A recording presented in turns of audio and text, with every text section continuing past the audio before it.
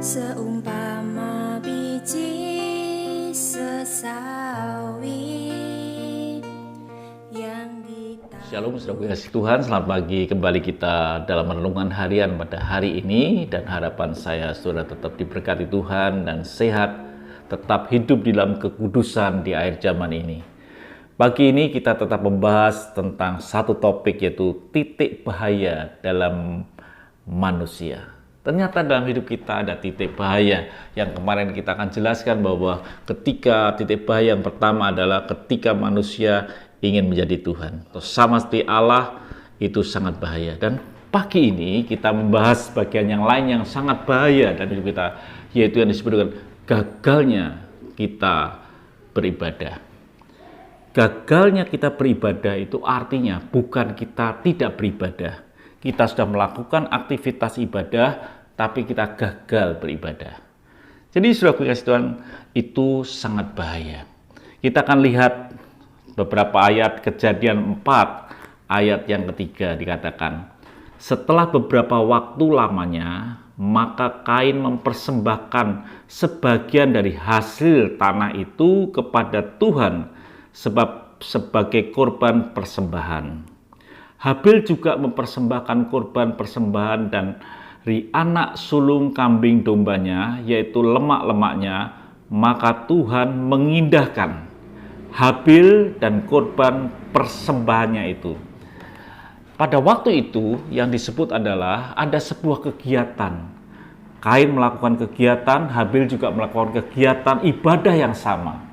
Tetapi Alkitab mencatat bahwa persembahan Habil dan persembahannya diperkenan Tuhan. Tetapi apa yang terjadi? Yang terjadi adalah persembahan Kain tidak diperkenan. Di ayat yang kelima dikatakan, tetapi Kain dan korban persembahannya tidak diindahkannya.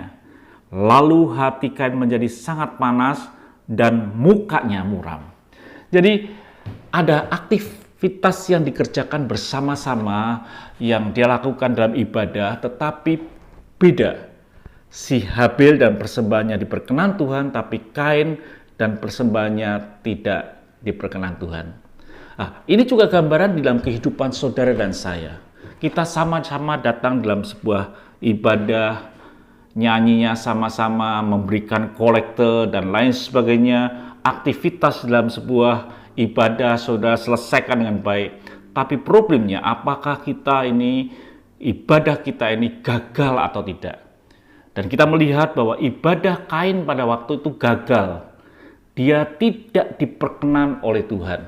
Dia tidak mengalami satu perkenanan Tuhan. Jadi mungkin dalam ibadah kita dengan Tuhan setiap hari, setiap minggu yang saudara lakukan, saudara datang dan sebagainya, bisa ibadah saudara tidak diperkenan Tuhan. Artinya kita bisa gagal di dalam ibadah. Apa yang terjadi kalau kita gagal di dalam ibadah? Saudara dikatakan, lalu hati Kain menjadi sangat panas dan mukanya muram. Problem yang terbesar adalah dampaknya. Ternyata hati yang tidak berjumpa dengan Tuhan itu akan menjadi panas dan mukanya akan muram. Jadi saudara kasih Tuhan, betapa pentingnya di dalam hidup ini kita tidak gagal di dalam ibadah. Kita bisa sampai gereja dengan tidak gagal, tetapi kita bisa ibadah itu mengalami kegagalan. Dikatakan Kain dan persembahannya, bukan persembahan dan Kain, tetapi Kain dan persembahannya. Artinya sebetulnya bahwa Tuhan ini yang paling penting adalah hidup kita pribadinya. Jadi perkenanan diawali dari pribadi yang berkenan dan persembahan yang berkenan. Bukan diawali dari persembahan, tapi pribadi, sehingga disebutkan Kain dan persembahannya. Jadi betapa penting dalam hidup ini, kita datang dalam sebuah ibadah, hidup kita ini harus berkenan lebih dahulu di hadapan Tuhan. Persembahkanlah hidupmu sebagai persembahan yang hidup, yang kudus, dan yang berkenan di hadapan Tuhan. Perkenanan pertama itu adalah di dalam pribadi kita. Apakah pribadi kita ini berkenan di hadapan Tuhan apa tidak? Itu yang paling pertama. Bukan besarnya persembahan, tapi berkenannya kita di hadapan Tuhan. Jadi kalau kita datang ibadah dan tidak berkenan di hadapan Tuhan, itu kegagalan yang luar biasa. Yang terjadi adalah problem di hati yang panas dan wajah yang muram. Jadi betapa pentingnya dalam hidup ini, saudara berkenan di hadapan Tuhan. Buatlah hidup saudara berkenan di hadapan Tuhan. Persembahkanlah tubuhmu sebagai persembahan yang hidup, yang kudus dan yang berkenan di hadapan Tuhan. Itulah ibadahmu yang sejati. Tuhan memberkati saudara. Sampai jumpa esok pagi. Kita sambung lagi tentang hal ini dan supaya menjadi berkat buat hidup saudara. Haleluya. Sampai jumpa.